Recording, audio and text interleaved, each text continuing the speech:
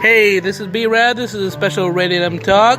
I just experienced something we're about to talk about with my guest here, Allie York. Hey, how's it going? Good. We just experienced something called a Freedom Show, Freedom All Show. Read between the lines. You think you know what that is? Yeah. So, Allie, what by your experience for it? What was my experience? Well, yeah, it was fun. It was nerve-wracking at first. It was. Honestly, it was. Real I think I went turtle. Yeah, it went turtle. Oh, Yeah. so turtle. Yep. Yeah, no, I can't. I don't have the ability to do that. So, Yeah. But yeah, no, it was super nerve-wracking, but it was fun. I had a great time. It basically, if you feel like you were comfortable with yourself, you had no problem. You know, it basically it's a whole different type of adrenaline rush. I kind of felt, you know. Yeah, for sure.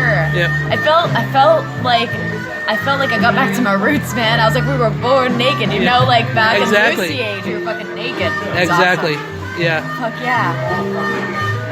But yeah, so would you ever do this again now if you had a chance to? Probably. Yeah. I probably want to do different material. Yeah. I feel like everybody did normal sets. Yeah, exactly. Yeah. You went out right on the boat and kind of went how the government kind of, you know, The media. Media.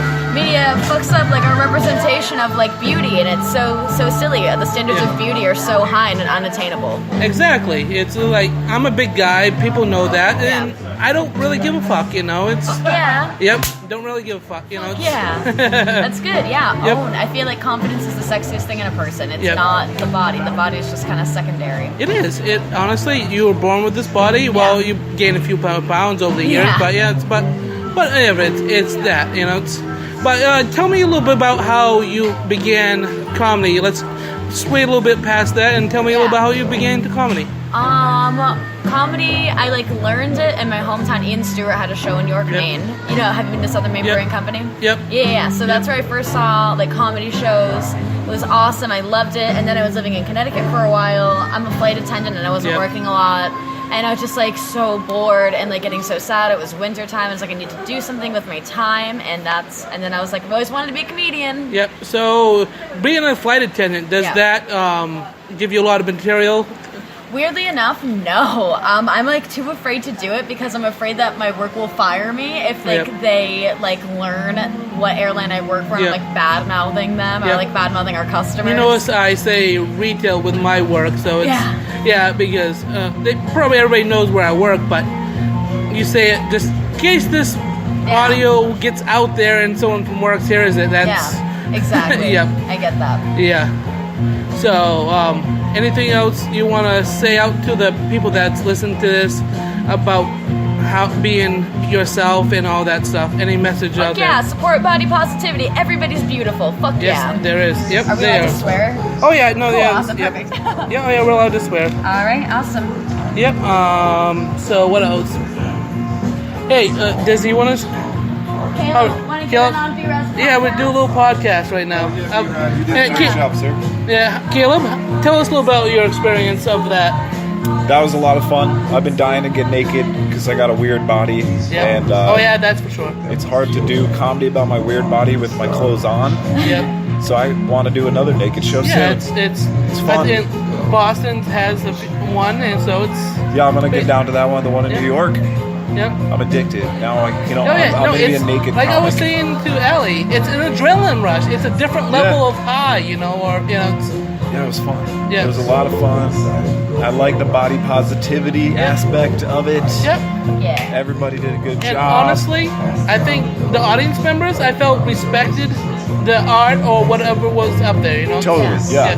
I feel like they were primed for laughter because they're feeling the anxiety of the performers. Yep. Yeah. And people being that vulnerable is an amazing experience to share.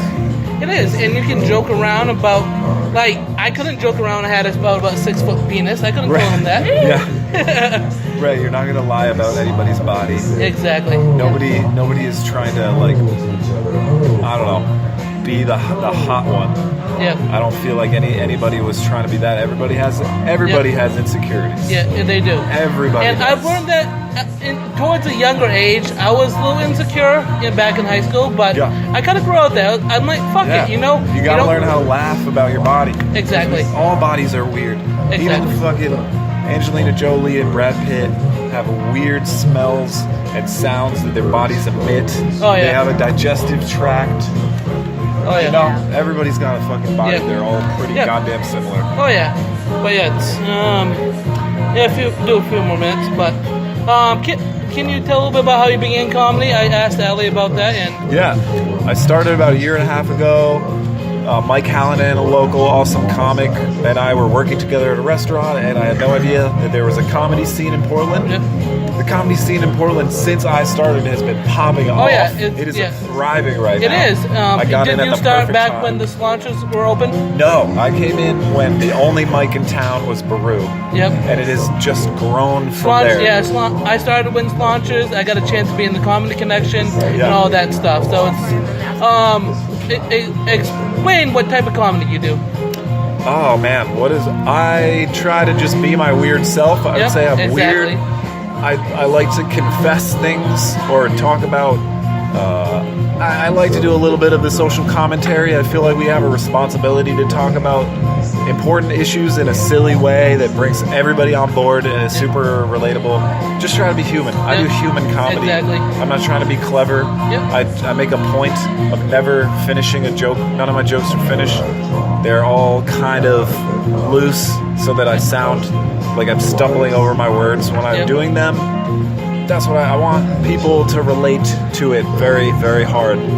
And to see my humanity. That's all I want to do is be myself. Yeah, exactly. And I think this festival, Ian put on the Portland Maine Comedy Festival. Shout out to Ian. Yeah, shout out to Ian. I think the man. This is going to go on forever, I hope so. Yeah. I'll hope to do it next year. Oh yeah, me too. Ian Stewart is Maine comedy. Yeah, without him, the spine of this scene. Yeah, the local scene it would fall apart. Yeah, it would get cliquey. That is, like, there's always going to be drama in any group of people. But I feel like Ian is a businessman and an entrepreneur who can transcend that bullshit. He does a great job at that. I remember Portland comedy before Ian. That's Joe Ellis. Is it Joe Ellis? I remember Portland comedy before Ian really started making moves, and it was super cliquey.